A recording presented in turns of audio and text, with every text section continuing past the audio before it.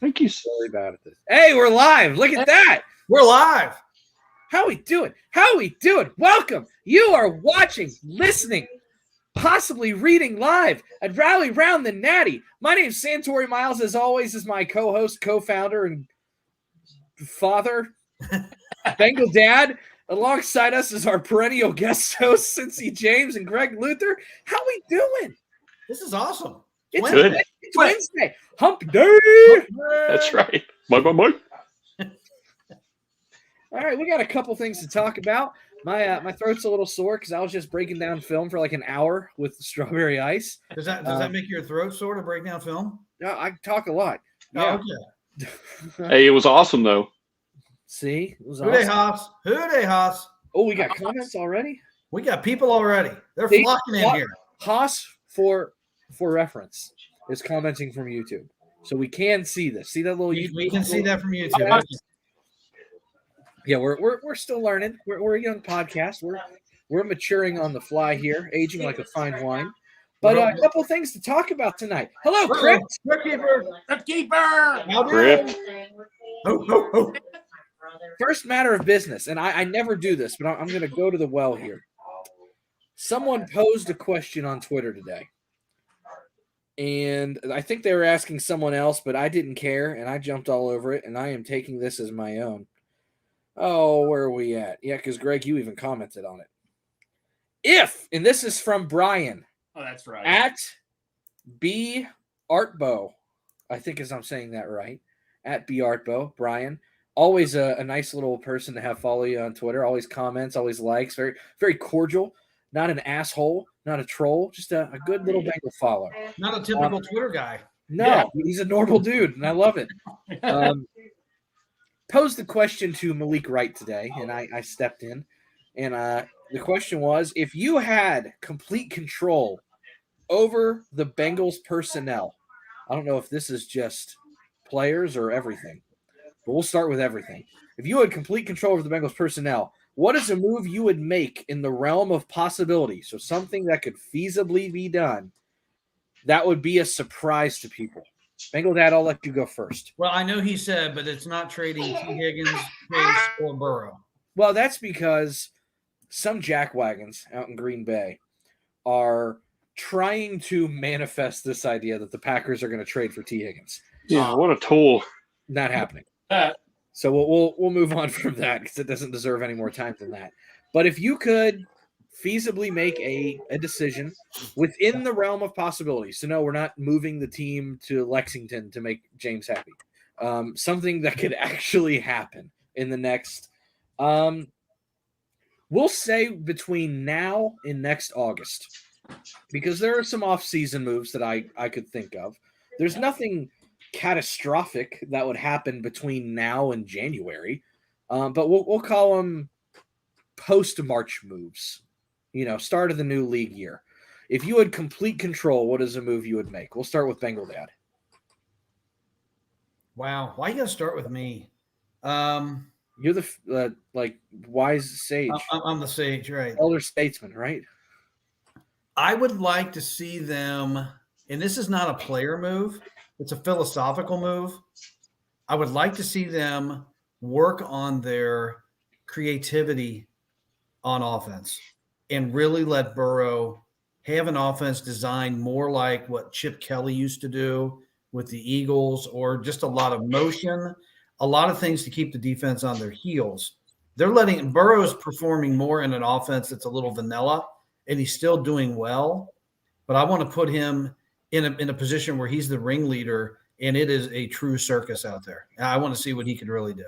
And for those people out there, and I'm going to cushion the blow a little bit here, because I think a lot of people are going to hear Chip Kelly and lose their mind. Yeah, I don't want Jim Kelly, but I mean Chip Kelly. The thing that Bengal Dad and I have routinely talked about, and I think it can be overkill at times, but there is definitely a place for it, and the Bengals don't do it a lot, which is pre-snap motion. I don't need guys orbiting all over the place. I don't need wacky trick plays. But even just a little bit more pre-snap motion and maybe a jet here or there that actually gets handed off, or let me say one more thing. Let me get off Chip Kelly. Let's go with Kyle Shanahan offense, Okay. like the Niners do. That's what I'm talking about, where you don't know where Deebo Samuel is going to be there, and you don't know where that ball is going to be because there's that sleight of hand. There's that Sam Weish, if you want to go back to the old sage. Sam Weish, he truly was a magician. He kind of was a magician, but the way he taught that fake handoff with Boomer, the cameraman could never follow where the ball was going. He taught that so well. So maybe a little bit more misdirection and mystique with the offense. Yeah. Because the designs themselves, once you get post snap, they're all the same concepts. Well, the routes and concepts post snap are fine. I don't have an issue with that. But the stuff that you can create pre snap to at least cause confusion, because a lot of the stuff that Deebo pops on just ends up being a handoff or a 2-yard pass, and there's just no one around him. It's just about creating a little bit of pre-snap confusion. It's all the window dressing. Yep. Greg, I don't know if that really answers that question, but that's not a personnel change, but it's a dynamic for sure, and I think everybody would appreciate it a little bit. I think it can be overkill, but they don't really do a whole lot of it. I think they're toward the bottom of the league in pre-snap motion for sure. Gregory, give me something. John Ross. Oh, I saw that. I saw somebody bring that up. No. But no, I was kind of for it at first and all that. But I mean, like you said, he gets hurt too much. So, but no, to be realistically, go get Sue. I mean, you're short on two guys.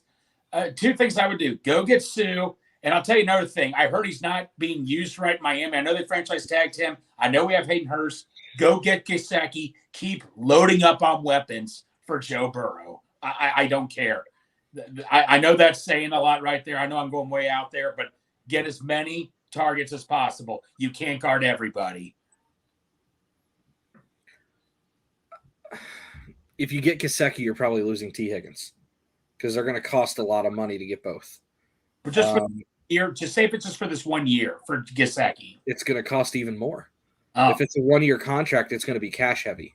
Okay. If you're going to get Gesicki, it's going to be a huge contract that's going to be backloaded with void years, and they're trying to limit the cash because this is probably the worst year to try and obtain targets because it's the year that Burrow's going to get signed. Burrow's going to get signed sometime between now and August to a giant-ass contract. Okay. So any cash reserve you have this year, it's going away. Okay. Okay, but if we're like talking like not making any moves, pretty much Bengal Dad just stole my story and all that. I mean, you look at all the other plays people make and all that and stuff. Like, we get fooled easily. It's just like mix in a little. I'm not saying go crazy or anything, but just get a little bit more creative. Other than that, though, I think everything's just starting to click now. Really, I agree with that. I think you're starting to see the beginning of this offense start to cook. Cincy James, anything? I'm going to shoot down everybody's ideas. Not that I don't think that this player is good and does well with what he is brought in to do, but I think you say bye to P. Ryan and you get Chris Evans in there as your number 2. Okay. I liked where you started, and then we went completely different directions. Because I think Evans is dynamic with the ball in his hands. I also want him now this year. I want him to learn how to field punts. Let him be the punt returner. Okay. I don't think that would surprise many people. I think that some of that's a logical decision. I have 3 that I think would piss people off every single time. But it is what it is. No, not you. Yeah. Not you, Santori, you? You're so always lovable. Well, Haas is kind of on the right track. Haas is wanting Dax, a little more Dax. So Bates would be gone, first and foremost. Great. Bates would be gone. He hasn't done enough for me to warrant another contract at this point. We're year 4 in his career. He's had one good year. I agree with that. And quite frankly, He didn't have any kind of semblance of a good year last year until You can say good playoff run. a playoff run. He had basically 6 games where he was good. His rookie year, he was okay. His sophomore year, he sucked. His junior year, he was good. The 4th year, he was all over the board. And this year, he's been terrible. I think his passer rating when he's targeted is like 140. I mean, quarterbacks are picking him apart. That's that, and he's known to be, tracking the ball. So. He's supposed to be the center fielder, and it's not working. And he can't. So, do you want to re-sign somebody long-term that has more downtime than good time? Right. Or do you want to give him a franchise tag, which is essentially a 100% cash contract when Burrow and T are due? Yeah, I don't think there's any question. If the year continues the way it is, they're not going to re-up him. He hasn't proven that he's worth anything. No, not at all. He had one good year a year and a half ago, almost 2 years ago at this point. It's a what have you done for me lately league, and it's not much. So I'm happy for the pick he gave us in the Super Bowl. I'm happy for the 3 decent games before that. Outside of that, he's just not performed well. So no. Bates, I would tell Bates, thank you. You're welcome to sign here for next to nothing and compete with Dax, because that's our plan. Next, he's played himself out of that top 5 money. Yeah. And now he's in the top 40 money. It's something like that. It's bottom half of the league. Yeah. Next move I would make, I would ask Tyler Boyd to restructure.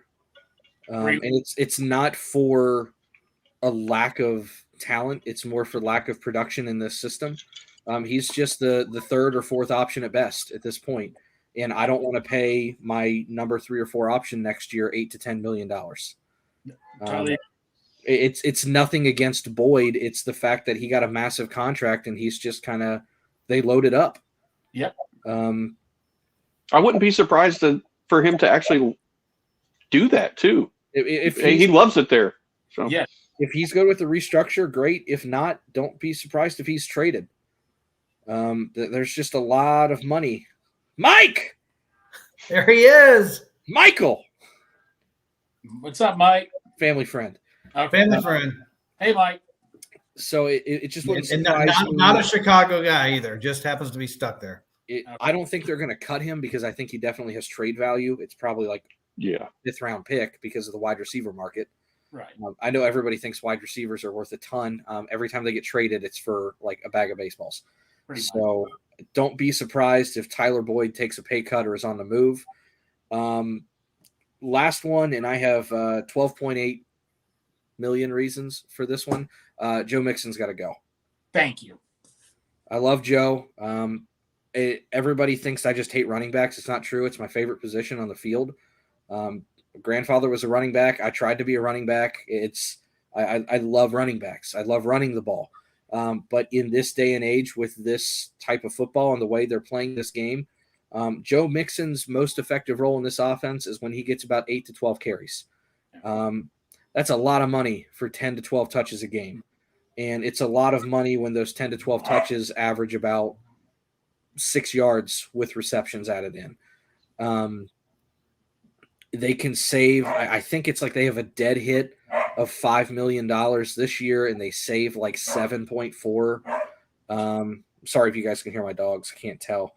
But then the next year it's a club option for like 13 again. I've got too much money that's getting ready to go out to key people. Again, if he's willing to restructure, great, I'll do it. But that's definitely not a contract that I'm looking at as a front office point of view that I'm happy with. Again, it's not necessarily a problem with Joe. It's not a problem with Tyler. It's a problem with the fact of what I have to pay, the direction this team's moving. Running backs age like fucking milk in the heat. I was going to say milk. Right. They don't do well. I would love Joe to stay around. I can't stomach 12.8 or whatever the hit is next year for Joe Mixon, especially when the last 2 weeks we've been like, oh my God, great, things are turning around. It's like, guys, he's got 100 yards in 2 weeks. It's an efficient 5 yards a lug or 6 yards a lug or whatever it is, but you can't tell me that we can't pick up a running back in the 4th round, pay him $650,000, and he can't find a way to get 50 yards a game. At some point you need to look at production for your system. This is not a system that yields high level of production for the run game. And quite frankly, the couple times that we've turned around and given it to Pirine lately, he's looked just as effective. And we're not paying him much either. So that's kind of where I deviated from you, Cincy James, where I was like, I would just keep Pirine and draft someone else. Unless Mixon's willing to take a reduced salary or restructure. Let me throw something else out there that I think the odds of this are probably really, really low. But do you think Burrow will go team first when it comes to his contract? Yes. Is he going to say the hell with it and give me $60 million? Or is he going to say 45, 40? Something that's more reasonable. I think Bengal Dad, he wants to do both, but I think that I could see that him wanting to do a Pat Mahomes type of deal that's very team friendly. There's same Tori, you would know this better than I would. Aren't there like you said, the salary cap is kind of a myth. There's ways of being creative around the salary cap. I think they would. I think it's both, but I think they can be creative about it though. He still wants to keep his teammates around, but I think he's like, look, I want to do both here. Yeah, so there's a way around it. It's basically cash versus cap, and there's a lot of people on Twitter that are super knowledgeable about that. You can manipulate the salary cap for it to be whatever you want it to be. Like look at the Rams. They spent a ton of contract money. Contract money is monopoly money. It's not really there until it actually gets paid out. The money that counts is cash. So if Burrow is willing to take a big contract that doesn't necessarily have a ton of guaranteed cash, and then you can spread that money out, manipulate it, make it bonuses however you want. Travis Kelce just did that. Right, and it doesn't necessarily hurt your salary cap as much. If he's willing to take less cash, that's where it helps the most in terms of retaining players now. But then where it hurts you is trying to get guys later. Because here's the deal. If, let's say, just for round numbers, it's a 4-year, $100 million contract. That's not going to be anywhere near. But it's going to be 4 or 5 times as much as that. Yeah. But just for round numbers. I mean, that's a, $25 million a year contract? If I gave him $80 million in cash right now, he's going to have a guaranteed $20 million cap hit just because that salary cap gets spread out equally among the course of the contract. It makes him really, really hard to cut later because you still guarantee $20 million. But now you have $20 million that you can make bonuses. You can make one of his years a $1 million salary. In the cap, you can minimize it to 1 year. It's a $20 million cap. Maybe 1 year it's a $35 million cap. You can do it that way and save some money. The inverse of that is if he has a $10 million signing bonus, that's all cash spread out, he has a guaranteed $2.5 million cap hit on those 4 years. So it makes him really, really easy to cut because there's no dead money. The issue is at some point, because contracts are backloaded, you're going to owe him like $60 million on 1 year, and you're not going to be able to afford anybody else. So it depends on how you want to do it. Do you want to sacrifice later to retain now? And then, because the other thing is, if it's a guy like Burrow, if it's 5 years from now and, the number's getting pretty big, at that point you've built up more cash reserves, pay him a lump sum of cash, restructure, kick it back out again. That's what the Rams are doing. Mm-hmm. If Burrow's willing to take less cash now, you can retain other pieces. If he wants more cash now, someone's going to walk, but it bodes well 5 years from now. It just depends how you want to approach the next 5 to 10 years of your franchise. Let me throw something out. So I've noticed Burrow is getting a few more endorsements. Could it be something? It's a few more, but it's far and few between. Right. But like you got Lordstown Motors was like his first one. And it's like, okay. If he decides to start taking more endorsements and, use that cash as opposed to the Bengals cash, that could bode well. The issue is we don't really know what's in Burrow's head. Right. We don't know where he's at. And, I hate to say this, but, look at the Jesse Bates situation. You don't know what the agent's going to do. No. And I know, Dad, you hate this more than anything on the planet, but these guys listen to their agents like they're God. I don't think Burrow will be swayed by his agent. I think Burrow's too smart. Burrow might be. I think he's above being told what to do. Let me ask you guys all this. What are you asking for per year? What do you all? Let's just throw out a number. What do you personally think he would be asking for per year? $50 million. If it's Burrow or if it's any quarterback in his situation. It's. I think any quarterback might be going pushing 60. Yeah, that's what I'm thinking. It's got to be between 50 and 60 or somewhere around there. Well, it's that whole 22%, right? I was gonna say I've got my calculator up. I just don't know what the salary cap or what the salary cap's going to be. Salary cap Right. now, and the way they do this is positions at top tier. So, and it's typically like the top 4 or 5 guys at your position. They make a percentage of the cap based on the average annual value. And what I mean by that is like when we talked about that $100 million roundup contract, that's an average annual value of $25 million, which comes out, what's 25 million divided by the year of the cap that he signed. Okay. And the reason they do that is because contracts typically increase in value by about 3 to 4% annually per year. That's how they backload them. That's why you see guys 10 years in, their contract looks like it's twice as much as it was the year they signed. But the cap on average goes up about 7% a year. This year being 208.2%. If you go 7% increase in next year, you're at 222. Everybody's kind of been throwing the 225 number out there, so that's kind of just the round number they're all using. We'll use that 225 just to make it easy. 225 quarterbacks average annual value is typically about 22% of the cap. So multiply that by 22, you're looking at about 49.5 million average annual value. If it's a 10-year contract, it's staggered. The first year after his 5th-year option, because that kind of gets lumped into that whole contract too. The first big money year would probably be close to about 28 million, and that last year would probably be close to about 65 or 70 million, which sounds like a lot, but then if you pace that out, right? So at 7% increase from 225 over 10 years. You're going to double it. You're going to double it.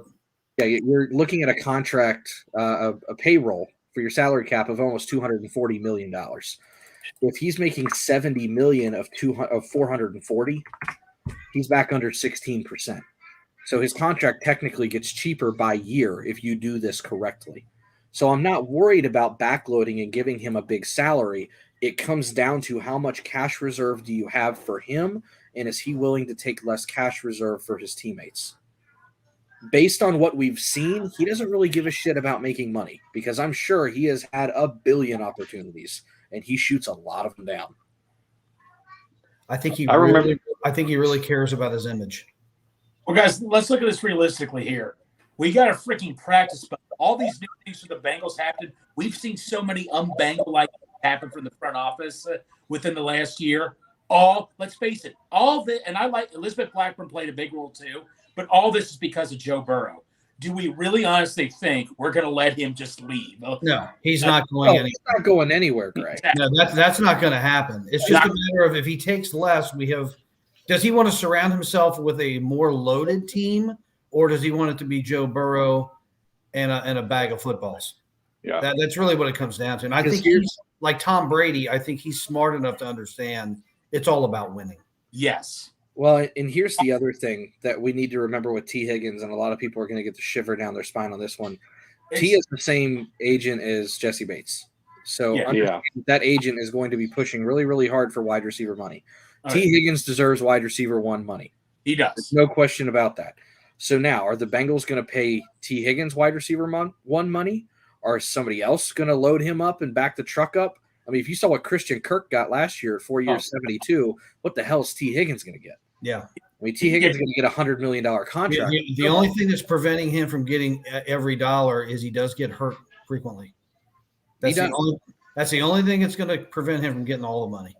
But even when he gets hurt, he's still posting 1,000 yards a year. Yeah, right. That's the other thing. I don't know. 1,000 yards a year is not a big deal anymore. No, but 1,000 yards a year when you're constantly hurt and as a number 2 receiver, what's he going to do in a healthy year with full targets?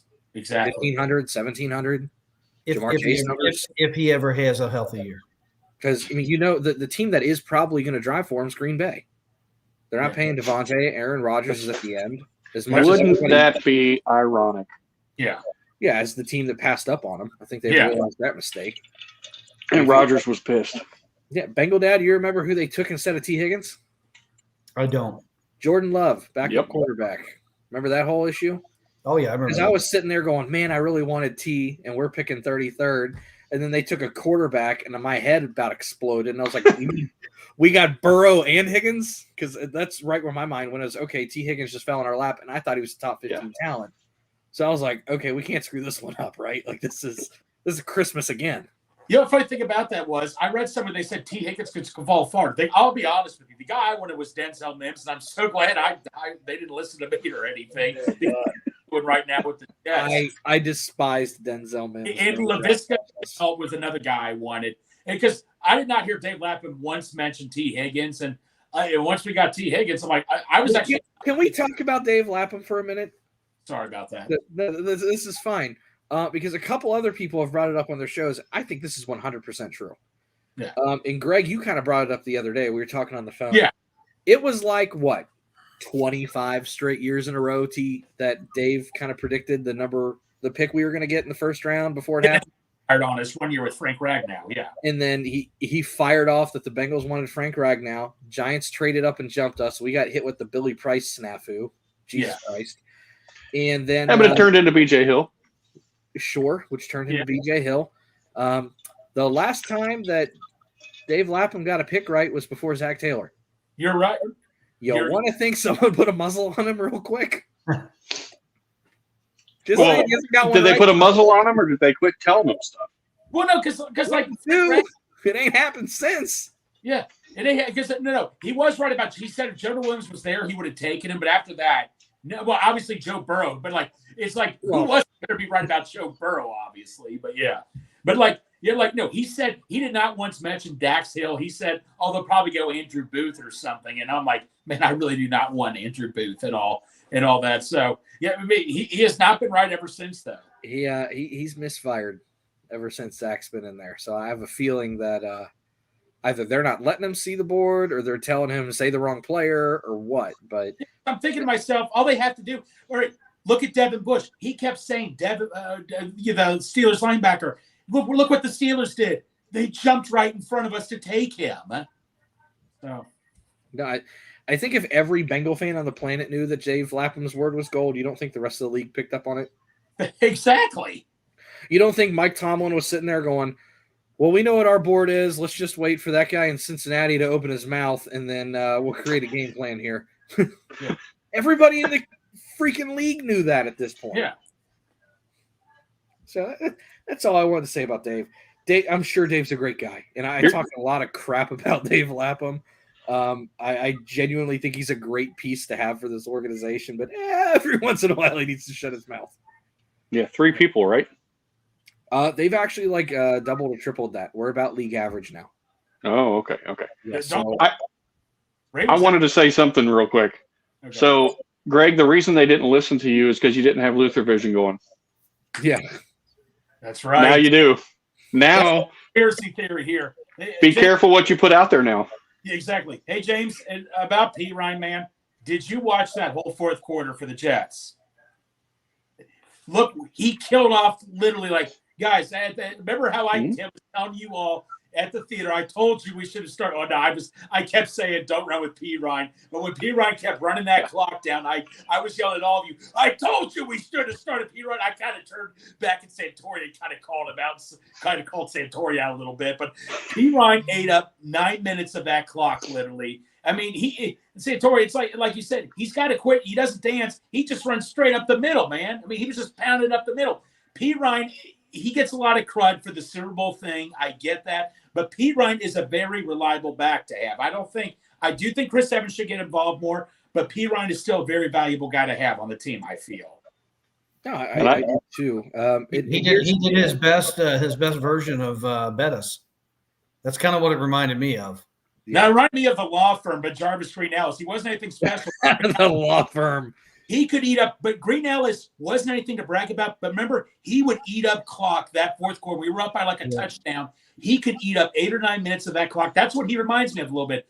Ben Jarvis, Green Ellis would just eat up clock and just pound his way through that first down. Yeah, I think P. Ryan's a little more productive than Ben Jarvis was, but they're similar. Yeah. All right. So one thing I want to look ahead to here, and because everybody kind of asked me what my philosophy is when I look at contracts and everything. I look 2 years out for everything, and that tells me kind of what direction I want to go with in terms of cutting or restructuring or what we need to approach in free agency or the draft. The one thing I look at is salaries 2 years away. So I'm pulling up the 2024 cap right now. Give me a second here. My computer just froze, so that's awesome. All right. Would it be like 265?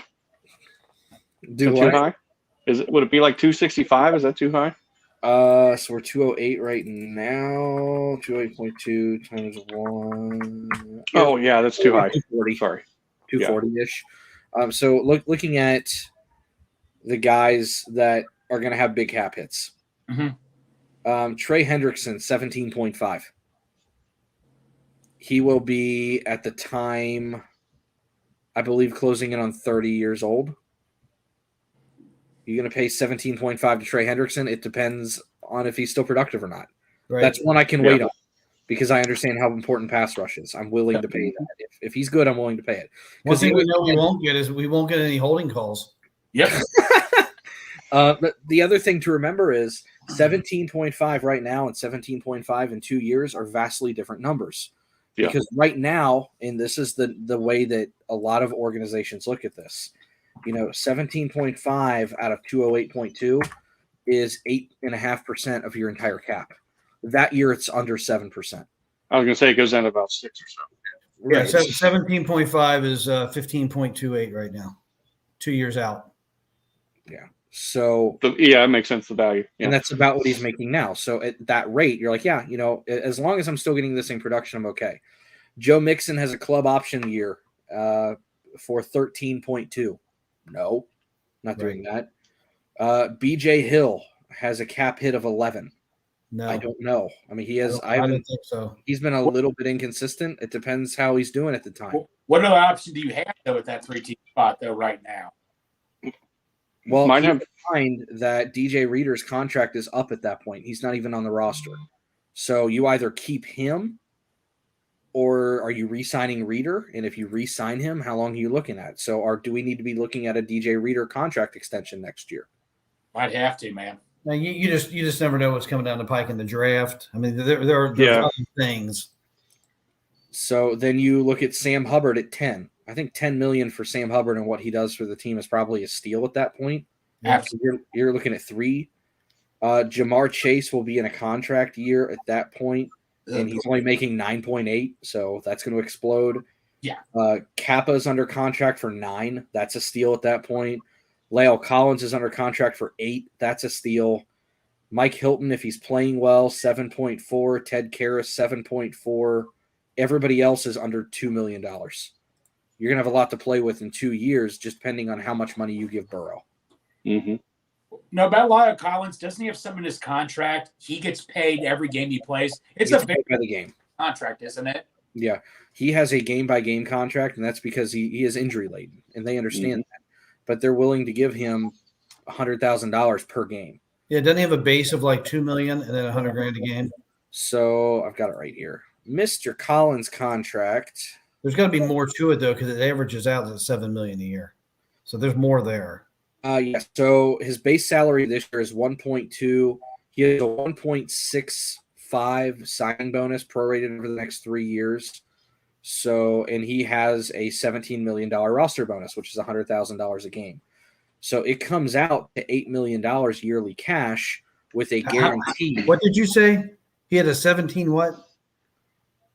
He has a $1.7 million roster bonus. Okay. I think you said 17 million. I may have. It's 1.7. I'm just reading. Okay. It's 17 games is what it is, right. 100,000 a game. So at 1.2, 1.7, and 1.7, a workout bonus of 100,000. yeah, I mean, he's got an $8 million hit this year. Next year, he has a base of 3.5. That same 1.7 million signing, and then next year his roster bonus is 200,000 a game, and then the next year it's 1.4 or 140,000 a game. So I mean, he's pretty damn cheap, all things considered, especially since the fact he's getting better week by week. And it's very easy to cut him if they need to. Yeah, you're only out a couple mil if you have to cut him, all things considered. Talking to a buddy of mine, he was stressing about Lyle Collins. I'm like, look, man, you look at this contract; it's so friendly. But Santori also about Joe Mixon. Him and I both said to Joe Mixon, if either you take a huge pay cut or we move on. I mean, like, I don't want to use the word disposable with running backs, but I mean, look at Arian Foster. Oh, I do. They're disposable. Say that word, but I'm sorry. Like, Arian Foster wasn't drafted 1 year. You could easily find a decent guy in the 4th or 5th round, literally. So I hate using that word, but I'm sorry. That's like one of the most, easily replaceable, positions, unlike quarterback or corner or even tackles. I'll tell you a guy I would look at is Chris Rodriguez from UK. What position? Oh, he's running back. Okay. He's coming out this next year. I got to watch 2 snaps of him. Now, granted, my dad is known as watching one pitch or one swing for a baseball player and being like, that guy. And the guy ended up having a great career. I don't know what it is. He's got an eye for baseball talent. I am that way with running backs, and I will say I watched a UK game, like 4 or 5 snaps of one. It just happened to be on while I was going through the channels. And is he a single-digit running back? What's his number? Like 24 or something. 24? 24. Whoever I saw took 1 carry, and I was sitting there with my buddy, and he's always like, anytime you see a running back you think's going to be good because I can do the 1 or 2 carry thing. And I'm like, that guy. Whoever the Kentucky back was, I looked at my roommate, and I went, that one. So if it's number 0, Cavassier Smoke. I don't know who that one is. That's the other running back that's a single digit. Whatever running back I saw in that game ran with his shoulder square and hit the hole hard. And I went, okay, that's all I needed to see. That one. So Kentucky's got one I like. I'll have to go back. I think Rodriguez is a very squared up to the line of scrimmage. Yes. I've only seen he's a bruiser. Yeah. Then that's my guy. Ohio State running back, isn't he really good? Or which one? Because I have one that I really like. All right, who's your favorite running back? And I'll have to look at this guy. My favorite in the country or my favorite running back at Ohio State? Yeah. Which one? I don't care, man. Just yes. Ohio State running back in your favorite one. Well, I know who his favorite one is at Ohio State. Who's that? The kid from Winton Woods. All right, but okay. Winwood? Yeah, Mayan Williams. He's a pain in the ass, and I did not like coaching against him. So you don't want okay? Oh, no, I love Mayan's really fun when you don't have to coach against him. That's the best way to put it. Dude, he's a truck. I mean, he's the closest thing to Rudy Johnson I've seen in a long time. I mean, he's about 5'9", 5'10". He's like 225, 230. He's cut. He's got some speed where Rudy didn't, but my God, it's just like that bounce and spin and bowling ball, and he just constantly lands forward. He's Rudy Johnson. If you want one, he's Rudy. Now, I am ultra biased. I have one of the kids I coached is currently at Northwestern, Cam Porter. You've told me about. Love Cam to death. And as good of a running back is, he's a better person. So I hope that goes well for him. Easy to root for. Yeah. I haven't had a chance to look at running backs too much. I know Robinson is really high on my list. But man, I think Mayan's going to be a steal, whoever gets him. I really do. I mean, he's just an incredibly hard worker, and he's incredibly tough to bring down. I mean, it's low center of gravity, chopping feet, square shoulders. I mean, he's got biceps the size of my car. I mean, it's just going to be a problem, whoever gets him, especially since the league's going back to running the ball a little bit with all these cloud and too high coverages. These middles get softer and these linebackers get smaller. Someone's going to come up with a bruiser like Mayan, and that's going to be all she wrote.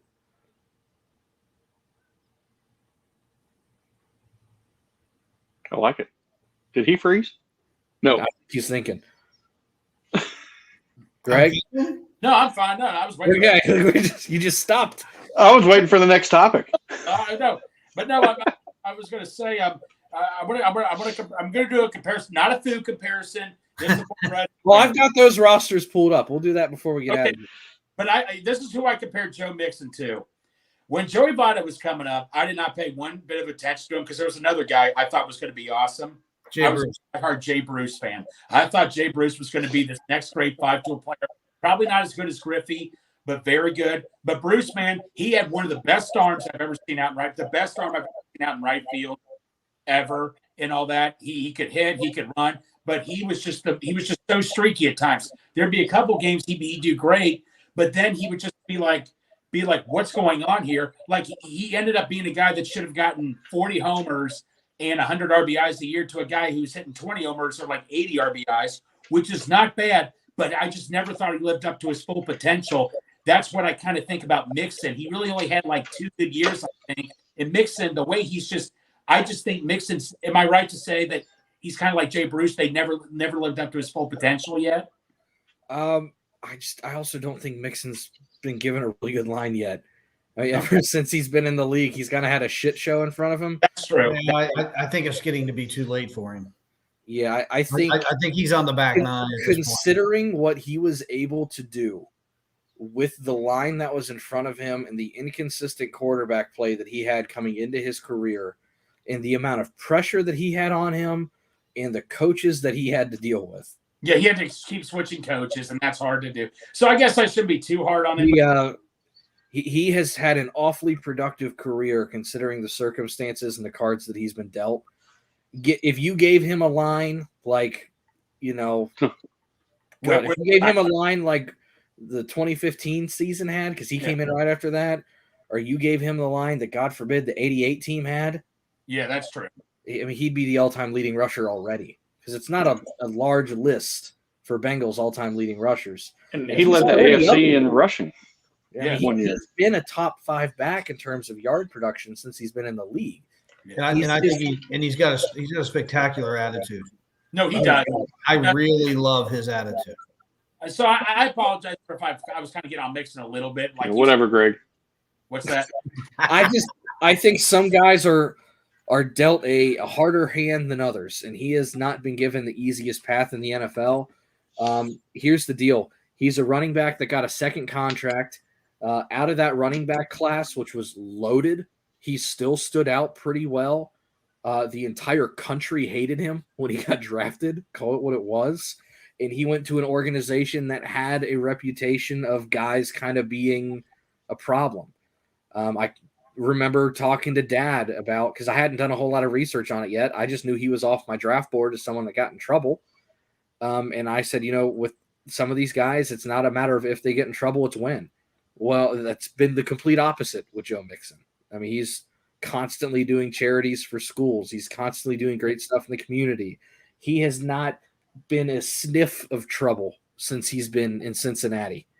If I had to copy and paste an attitude and, someone that's going to stick with it and keep going and run hard and do all the right things every single time, and God forbid, he's played hurt, he's a running back. I mean, I'd copy and paste that every single time.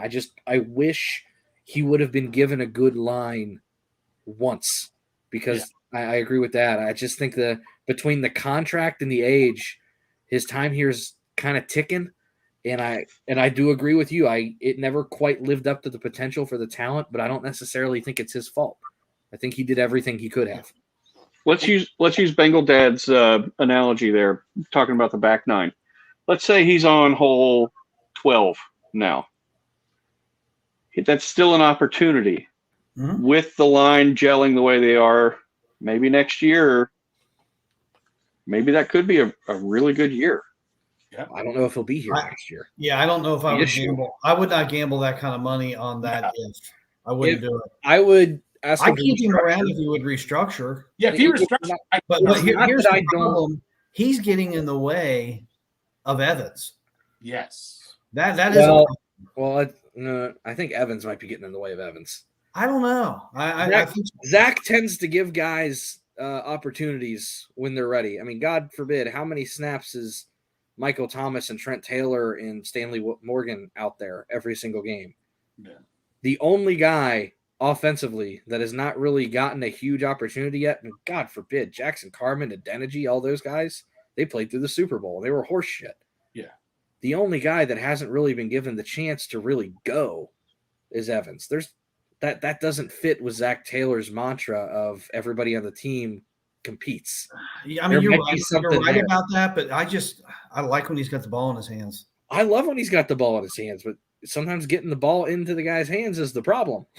And this year, that with the wide receivers, really when somebody's hurt, has somebody else come in, the 4, 5, 6 wide receiver. Yeah. Other than that, it hasn't been anybody else. Yeah, when T. Higgins gets hurt, then they rotate the other 2 or 3 guys. Right. I mean, I don't know what's going on with Chris Evans. I don't have any inside. That's just my estimated guess. And I know his situation at Michigan was supposedly different. But if you remember, I didn't know anything about Chris Evans. And when I called you, I was like, great, we just drafted a guy with like 60 career yards. What are we doing? So the Bengals saw something on tape, but he obviously didn't play much at Michigan. And in college, I know they said it's academics. I'm not one of those guys that's a conspiracy theorist. If you're a good athlete, colleges will find a way to make the academics work. Yeah. Nod, nod, wink, wink. Especially Michigan, especially when you're as talented as he was. I know it's Harbaugh who kind of drives a tight shift or whatever, but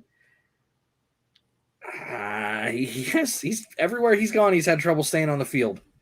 This is not the first time he's faced this. Yep. I hope he gets an opportunity because I think he'll blossom. Yeah. I do too. I mean, that's He's why kick return. not- Catch it and He's go. not John Ross.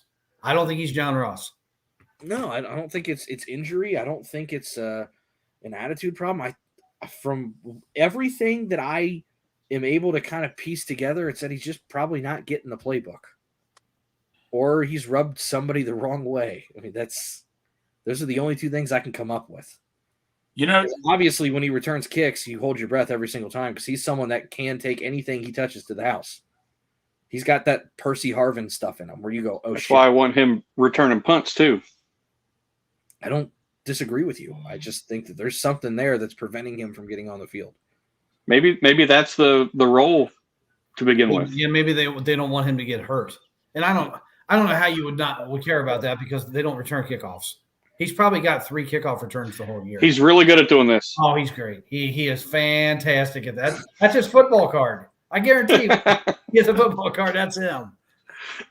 you know, now that you guys mentioned it, Jay Bruce, now that I really think about it, it's a bad comparison because Jay Bruce, look at the talent he had around him. He never lived up to it. I mean, he had all the opportunities to live up to his full potential, but like you said, Joe Mixon didn't have because he didn't have the line. So now that I really think about it, that's a bad comparison because Jay Bruce kind of, I don't want to say did to himself, but Mixon kind of needed help around him. So I hear what you guys are saying and all that. So Drew Stubbs. Oh, God. oh. I knew it. As soon as I threw that name out, I knew I was going to get eye rolls. If you want to make Bengal Dad's blood boil, point to anybody in the history of baseball who strikes out more than like 18% of their plate appearances, and that'll do it. Adam Dunn. 1 for 4. Worthless. Worthless. The big donkey. The Reds got better when they traded him. No. Worthless. No. I got ripped on for The hating him. only guy you've ever liked that had moderate strikeout rate was Bruce. Yeah, and he frustrated the hell out of me, but there was so much potential there. Because the guy could run. He was a great defender, had a great arm. There were only 2 good arms in Reds history I've ever seen. Even there was with us for half season, Bruce and Puig, and that's it. Puig had an outstanding arm. They should have. Yeah. I still don't know why they got rid of Puig. I can see done something really bad in the locker room. Yeah. Aquino has a rocket. Yeah, he's got one. I mean, Dave Parker had one. Yeah. Aquino just can't hit. I don't even know who he is. Aquino? Aristides Aquino. Aquino. Oh, Aquino. I think said somebody else like he. I'm like, who's he? Yeah, no, Aquino. Yeah. Yeah, and I remember every time Evans got the ball in the preseason, he'd have a big carry, and there'd be like a holding penalty. Yeah. 65-yard run, that's called back. Yeah. I don't think he made the line hold. Here's the other thing. Don't you think if Burrow really, really, really liked the guy, he'd be in? Yeah. If Burrow, I'll agree with that. I think Burrow's got that level of control. There's, we've seen on the sideline where Burrow's like, do you remember like 5 weeks ago, everybody lost their mind where they thought Burrow was complaining, and it's one of those things how they communicate because it's loud and you got to yell. Where the NFL Films picked him up on the sideline looking at Zach Taylor and saying no more empty, no empty. Yeah. Well, they stopped doing it for like 4 weeks because Burrow was getting his ass beat. They listened to him. They know if he wanted Chris Evans out there, he'd be out there. And that sack rate and that pressure rate has gone way down. Yeah. I'll make one comment about Burrow because this is just kind of me fishing at this point. Right. But let's take a look at where we're at in 4 or 5 weeks and where Burrow's play is at. And if it's really good, let's go back to the roughing the passer call when he got absolutely jacked up early in that second quarter. Because to me, once that happened, he flipped the script because he was throwing a bunch of passes that were off in that first quarter. I mean, I think he's the kind of guy that gets pissed off. I think it just he does. Well, you said the same thing last year where I used to love when he would get a big hit last year. He just immediately. He used to just turned into the Tasmanian devil. You thought he was Rocky. Hit me again. That's what he reminded me of. Come on, hit me again. You know, the Italian stallion. No, I think he's got a little bit. I think he does get woken up sometimes, and I know you don't like when I cuss, but I think he gets hit, and sometimes he's like, "Fuck this," and just goes. I mean, that's what it is. But one guy I want to give love because I like giving love to people that deserve love because especially guys that get hate a lot. And I'm just going to take my little victory lap here of guys, just wait 4 or 5 weeks for this line, and I'm sure they'll be a little bit better. Mr. Lyle Collins. Since week 3, the last 4 games. 1 sec. Since week 3, 1 quarterback hit. I don't give a shit how much pressure Joe's under. If he's not getting touched, he's not getting touched. Everybody gets pressure. Mm-hmm. Yeah. And even the pressures since week 3. I can't add. 6 total times in 4 games, Burrow's had to go and take a step. That's it. And he's probably thrown the ball about 140, 150 times in those 4 games. Yeah, that's pretty good. The grades aren't great because Pro Football Focus grades a little whack sometimes. And I understand what they're doing, but here's the other thing. I prefer real data than PFF's opinion. Right, and I understand that. But if you get a good grade from PFF, you earned it because it's really, really hard to get a good grade from PFF. The last 2 weeks, he scored 65 and 60, and 60 is considered average, which is a baseline starter, what you expect. I know people probably see that and go, oh, 60 is an F. 60 is a C in PFF's book. Right. Okay. Once you break 70, it's like, give that guy a contract. Don't worry about it. You're lock solid, move forward. That's the guy. He's played about that level for the last 2 weeks in PFF size. If somebody's a 90, they're elite. Like that's elite level production per PFF. Once they break 80. No, wait. If he was wearing a Cleveland Browns uniform, being an offensive lineman, he'd break 80 easily and all that. It seems like anybody wearing a Cleveland, but then again, no disrespect towards Patino and Wyatt Teller. Why are there so many things in football where the scale doesn't just go to 100? Like the old quarterback rating goes to 158.3. Yeah. Why is PFF, you're off the charts if you're a 90? Just make off the charts 100. Right. Why do they got to make these scales that are jacked up? I don't know. Every time that I try to create some kind of stat for me to look at, because I keep a lot of my own data on spreadsheets, just like you do with work, Dad. I mean, my computer's 99% spreadsheets of stuff that people will never see, but it's just for my own eyes and how I justify things. It's either a scale of 1 to 10 or 0 to 100. Like it's easy numbers. And if I have to adjust the formula for at some point for it to come back to that, that's what I do. The other thing I use is standard deviation. which just shows percentiles. And guess what? It's at the end of the day, it's out of 100%. Yeah. So you're either the top 1%, 3%, 8%, 13%, 50%, so on and so forth, and it backs back down. It's just the bell curve is all it is. Anytime I grade players or rank them, I get all their stats in line, and then I put them on a bell curve, and I go, okay, so comparatively speaking, this is average because of the percentile. I use everything on a bell curve. That's what I do. It just shows me 0 to 100, more or less. And Just go Madden ratings. Yeah. 0 to 100. But guess what? They stop at 99. Yeah. 99 rating. Woo. It is rare. Every once in a while, they'll tick you up to 100 if in like an individual stat category. I think one year they had like Devin Hester's speed at 102 just so the game could recognize he was really, really, really fast. But no, like John Ross was like a 97. I'm like, how do you run the fastest documented 40 time and not be the fastest guy in the game? I don't know. But Greg, I want to get into this segment because we're hanging about 55 minutes now. Oh, hold on. We got a question. Burrow is saying It's pressure. too much pressure isn't with the media about what he's seeing on the field, or is he playing with the media? Do you guys think Joe Burrow? I don't understand the question. Pressers. Not pressures, pressers is what he means. Is he saying too much, saying too much of what he's seeing? No. No. He's not saying anything outside. Same old Joe. He's not saying anything outside of what a 300-pound fat kid in Ohio can go on Strawberry Ice's show and point out. I pointed out more on that show than Joe Burrow did in the press conference. Joe Burrow doesn't have any slips. He's fine. Speaking of Burrow, and before you get into your other subject, Greg brought up something, and I didn't see this on Twitter, that apparently Burrow was stressing the importance of these next 3 games. Yes. What exactly did you guys see, or what did you see, Greg? He That these next three games will defy the season. Yes. That's pretty strong. Yeah, I know. A little scary considering one's Monday night in Cleveland. No, the Cleveland game. I don't think they're going to win that game. No DJ Reader. They're known for the running attack. I can and now no Logan Wilson. I mean, DJ Reader might be back. Logan Wilson might be back. Back this weekend. I Logan bet Wilson. you neither of those 2 guys are back. When's the bye? I bet they're not back till after the bye. Week 10. After Cleveland. Cleveland's Is that a bye after? No. Yeah. It's week 10. No, it's after Carolina.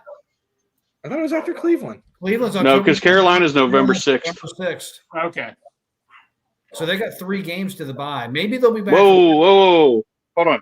I just got a alert saying Jamar Chase is on the injury report with a hip. Yeah, he went limited today. He's fine. James. Just weird to see. Pops up right in the middle of our podcast. Right. Hey, No, great. Well, that's Wednesday. No, that's why in his celebration, that's why he reached down. That's what it was. Okay, we got it now.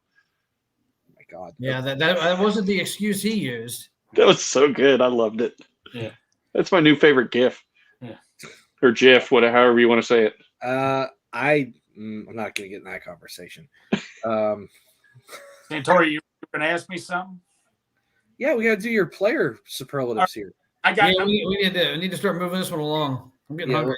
Can I do one? I'm just going to do one. How many do you want me to do? Can I just do one? I'm going to pick 3 from each team. Wait, what, man? I picked a guy here. I'm not long and hard about it. What's yours? And then you got to come up with them on the fly. What game is it from? 'Cause we got a game tomorrow. I want to make this relevant. I got a perfect one for DJ Reader. He is the most unappreciated player in the NFL. So I did some research, looked up most unappreciated foods. I found the perfect comparison. He's a Rice Krispie treat because every time you eat it, he keeps popping and all that. He keeps popping through the offensive line. He is a Rice Krispie treat. That's what he is. That's why you're good at this, because when you said DJ Reader, my nerdy ass went to a clove that you stick in a ham because he keeps plugging the meat. Well, dude, now you put it that way. Now you just The stuffing. Yeah, he's stuffing. He is the Rice Krispie treat. It's the most unappreciated. I love stuffing, by the way. Everybody thinks of cookies, ice cream, cake, but Rice Krispie treat is the most unappreciated dessert, in my opinion. And All like right, we're going to start with the Arizona Cardinals, Greg. oh gosh. This will be easy. You'll have fun. Okay. First, Arizona Cardinal on the board, quarterback Kyler Murray. Okay. He plays Toddler. Duty, and then to me, the number one thing you eat while you're playing Call of Duty is Doritos. They can be good, but then your stomach gets full, and then you're like, I don't know. It's like you run out of gas. So I'm going to say I'm going to compare him to Doritos a little bit. Okay. I'm putting on the spot here, so give me a break, guys. It's a tough one for him. Number 2, another quarterback, Colt McCoy, still in the league somehow. I'll tell you what Colt McCoy is. You want me to tell you? He's like a rice cake. You make one chew and you throw it away. Yeah. Number 3, wide receiver, Adriel Jeremiah Green. Oh. Don't do this to me, man. Don't do this. Well, you don't have to do a negative one. No, AJ Green. No, let me think about this. Okay. He is like a Whopper from Burger King. It's good all around. Burger King is my favorite fast food Whopper. It's good all around. I'll compare AJ Green to a Whopper. Okay. I can roll with it. Moving on to the next team, New Orleans Saints. You've got plenty of film to think about here. Yeah, we know them. Andy Dalton. Dalton. Running back, Alvin Kamara. Okay. Alvin Kamara, can I compare him to a drink? Yeah. He's like Mountain Dew. When you drink Mountain Dew, or no, Surge. He's like Surge. I thought you were going somewhere different, and I was really excited. It's okay. When you drink Surge, you get all hyper. You get all ready to go. And once he starts going, he's like Surge. He starts just speeding up pretty much. So he's Surge. Okay. I love this segment. Another running back, Mark Ingram II. Mark Ingram II. Mashed potatoes because he mashes through everybody. Okay. Mashed potatoes. Kicker, Will Lutz. You know what? I have this. Before I do Will Lutz, I'm going to compare McPherson to something. And my coworker, Brad Johnston, I'm giving you a shout out. I'm comparing McPherson to Kick cereal because he kicks it all the time. But Will Lutz, I could care less. I don't even know the guy that well. I don't know, man. And last but not least, honorable mention, Andy Dalton. There we go. You know it. I'm giving you your moment. I'm surprised you don't have like a picture ready to go up now. Yeah, that's what I was thinking. I'm not into that kind of stuff. No, when Andy Dalton has the talent around him, everything combined together, he goes from a grilled cheese to a patty melt. Ooh. Patty melt. Patty melt, that's Whitworth, Marvin Jones, Sanu, whatever running, Giovanni Bernard. When you combine, it's like in Power Rangers. When you combine all the words together, Power Rangers. They create a patty. Megazord. The Megazord. Go Power Rangers. The Mega Melt. The Mega I grew up Melt. with Power Rangers, Santori. Give me a break, okay? I'm just going to tweet Andy Dalton and say, you are a Mega Melt, and see what happens. Dude, no. But we'll call that the Mega Melt. Yeah, Mega Patty Melt. Oh, my God. All right, are we? About all this, I was like looking up stuff. I was doing my research, man. One thing is, I'll tell you what. Another Bengal I did, Mike Hilton. He likes to play tricks, and as you know, tricks are for kids and all that. So I compare him to Trick cereal. Okay. Are we doing picks? Okay, yeah. Oh, yeah, we got to do weekly picks, and we got to get out of here. Like Kidding me. rapid fire? This is gonna be rapid fire. Don't worry, I'll keep you on task, Santori. Yeah. All right, hold on. I got to pull up the Bovada lines here. Yeah, give me a warning next time, Santori, so I can do some thinking into this. I literally called you today and said it's Thursday night. I need the players, man. Who the players are. You got to study you got to study all 106 potential guys. You got to do your homework.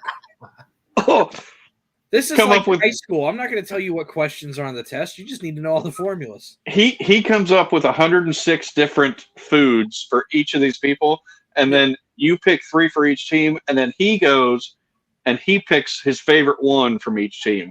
Okay. There you go. All right. So first game, and I'm going to do this a little different. I'm not going to do Monday night game anymore because we have a show on Monday night. We can just do that preview real quick. So Makes we'll do all of them except Monday night.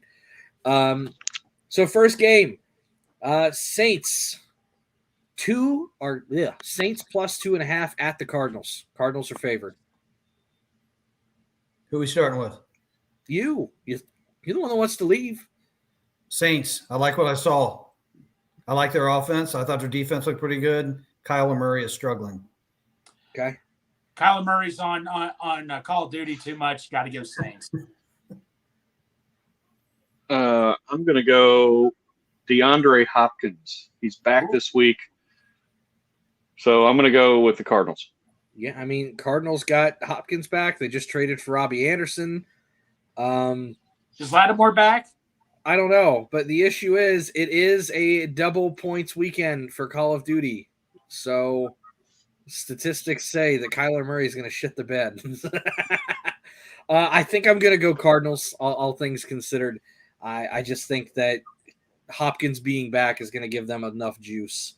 All right. Next game, Browns at Ravens. Ravens are favored 6.5. Ravens. They're giving the Browns 6.5 points. Mm-hmm. I'm absolutely unequivocally taking the Cleveland Browns. Yeah, I don't know because the Ravens can't stop the run. The Ravens can't close. They may only have 18 minutes of possession in that game. You know what, Bengal Dad? I normally don't do this. I'm gonna go to the Browns now at 6.5 points.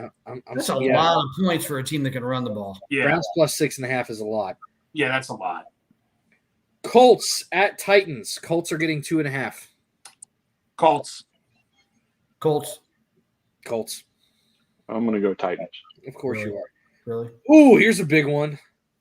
And I don't know if it's justified anymore. Buccaneers at Panthers. Buccaneers are favored by 11. Panthers. I don't know if the Buccaneers can score 11 points. Yeah, that's where I'm at. That game might end 6-3, and the Panthers are going with a new quarterback, and they just hired their coach. I'm telling you. Okay, we'll save that one for later. Guess what it is? Lions at Cowboys. Lions are getting 7 points. Cowboys. Ooh. It's supposedly Dak's first game back. He might be rusty. I'm going to go Cowboys. Cowboys get obliterated on the road. You just said Lions at Cowboys. Yeah. And the So Lions Cowboys are at home, right? Yeah. Lions get obliterated on the road. You said Cowboys get obliterated. I meant Lions. And they get Cowboys. My Vegas picks here. I'll take the Cowboys. Yeah, I'm going Cowboys. Packers at Commanders. Commanders are getting 5. Packers. Yeah, I think Packers. Yeah, it has to be Packers. They're not playing very well, but they got it. You know what? No, no. It's not Carson Wentz. It's Taylor Heineke. Yeah. Oh, Wentz is out for the year. I'm going Heineke. I do like Heineke. Let's do it. I forget. Yeah, I'm going Heineke. I do like him. Heineke. We sold on Heineke. I'm not. I am. Okay. Cowboys. Oh, this is wrong. I don't know who made these odds, but I disagree with it. Giants at Jags. Giants are getting 3 points. Giants. Yeah, Giants. Oh. Jeez, that was an easy one. Moving on. That might be the lock of the week right there. Right. All right. Texans at Raiders. Texans are getting 7. Raiders. Why are we thinking about this, guys? Seriously? David Mills? Because most games are decided by less than 7 points, even if it's a weird matchup. No, come on, guys. No. Did you say Texans are at the Raiders? Yeah. I'll take the Raiders. Come on, guys. I'm going Texans. I think I'm going to go Texans. Damian Pierce. He's a force. Here's the worst game. Here's the worst game of the season. Jets at Broncos. Jets are getting 1 point. Jets. Sauce lighting it up again. The Broncos aren't going to score many points in that game. Yeah. They might score like any game. You know what? They might score 1. No. He's head last week. He's going to wear that Broncos head this week. All right. Kansas City at San Francisco. 49ers are getting 3 points at home. KC. Yeah. KC. With the performance that the Niners had last week against Atlanta. KC. I didn't see it, but you got to go with KC. Okay. I think I'm going to go Kansas City there.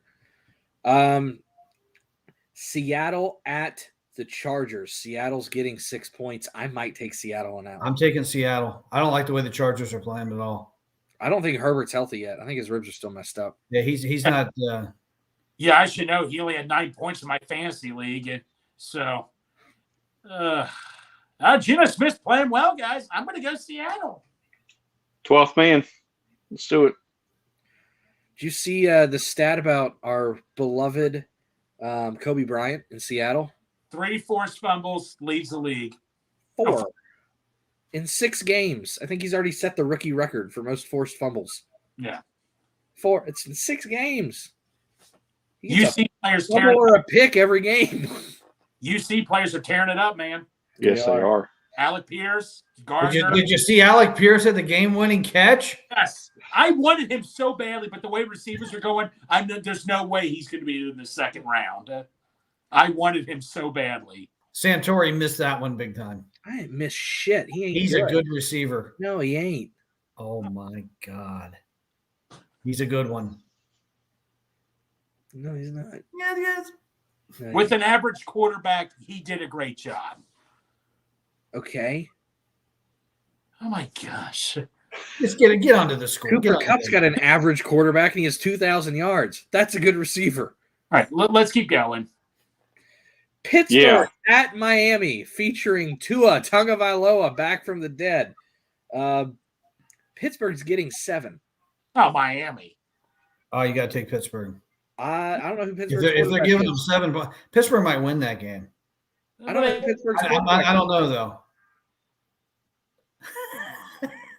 I'm definitely taking the points with Pittsburgh. Okay. I'm going to go Miami. I don't know why, but I'm going Miami. I'm going Miami. I mean, Tyreek Hill's still tearing it up. I don't care who the quarterback is. I mean, he is on fire. And Waddle's playing well, too. Bears getting 9 points at the Patriots. I'm taking Patriots. Patriots. Are you kidding me? My boy Bailey. Patriots Zappy. coming together. On fire. Together. Nick Fields. Yeah. Ohio State quarterbacks. No. Right. Bears. I'll be the contrarian. Oh, that was the Monday night game. Oops, I messed up. Anyway. Anyway. Hey, what's the last one, Santori? That means we get to change our pick if we want. Yeah, no, we change it Monday. Last but not least, Atlanta getting 6 points at the Bengals. Bengals easily. I'm taking Atlanta's points, but the Bengals are going to win. Yeah.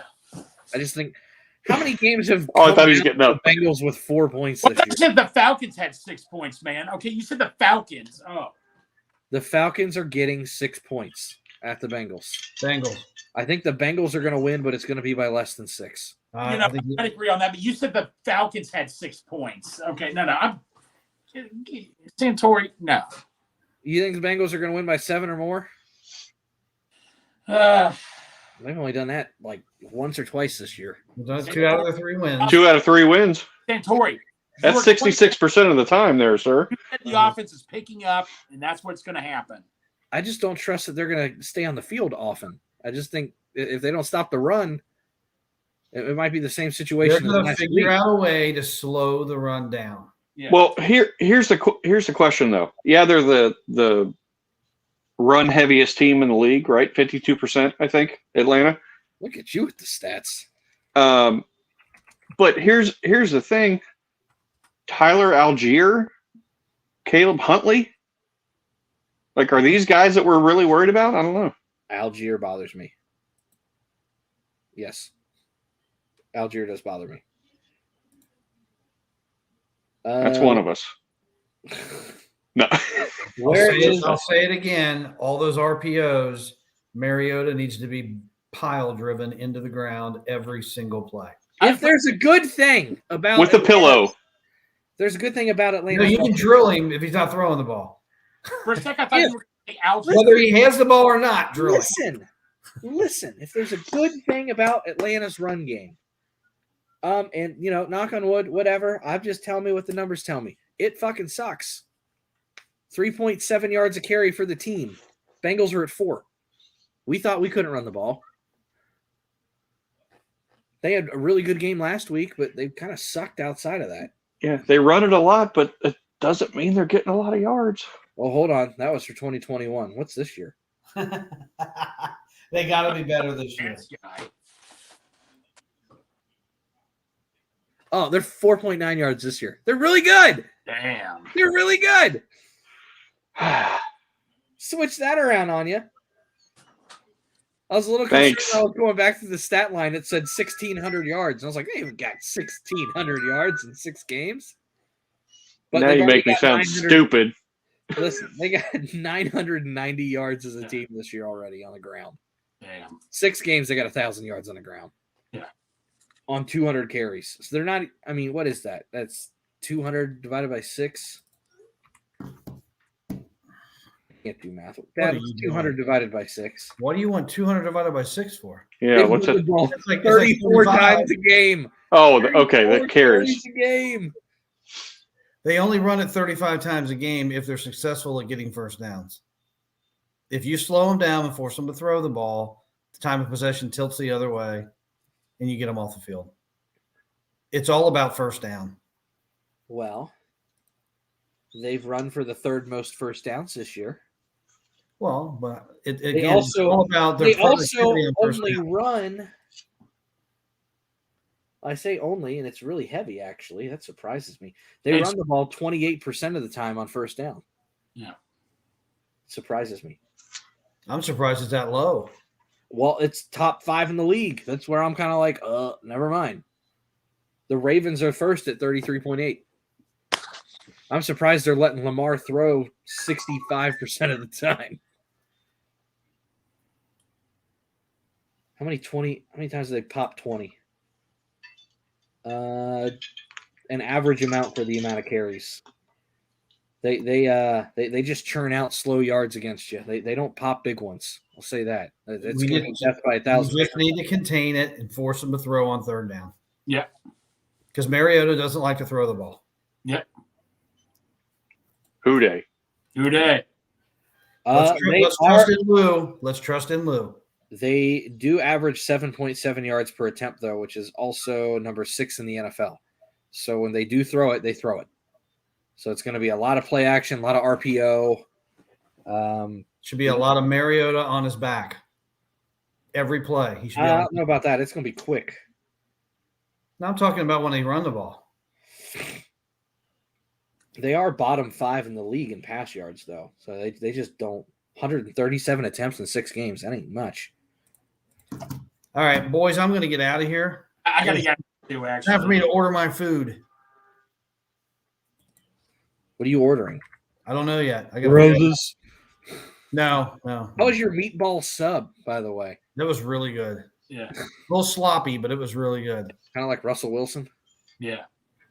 Well, no, Russell's sloppy and not real good. Yeah. Ooh, that's coming from a big Russell Wilson fan back in the day. Oh, he used to be really good. He sucks now. He's not worth 5% of his contract. You got to call his publicist to get a hold of him now. Yes, you do. Jesus. All right, boys, I'm out of here. You can afford a publicist. Who day? No song? No song. No. For Crip? Now, hold on. Crypt Keeper was real upset when I was on Jeff's show. We made a point of talking about this on Jeff's show. Where's the song? Why haven't we got a song? Here we go. Where's the song? Okay, we're 4 days away from the game. I'm going to have trouble sleeping come Friday and Saturday night. You know why? Anticipation is making me wait. How's that? No. All right. No, I don't even know that song. the ketchup song. Yeah.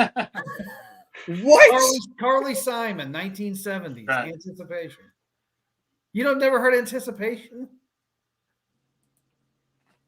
Brought to you by Brimminghorn Meadery. Thank you for joining us tonight. Yeah. Come on. Brimminghorn. Get your mead somewhere. Mead. Brimminghorn. It's good stuff, honestly. Well, gentlemen, it's been nice. Brimminghorn, see, you've got an empty bottle there. Must have been good. I thought it was a crack in it and it spilled everywhere. For those of you watching tonight, this is Greg Luther. This is Cincy James. For Bengal Dad, I'm Santori Miles. Go fuck yourself, San Diego.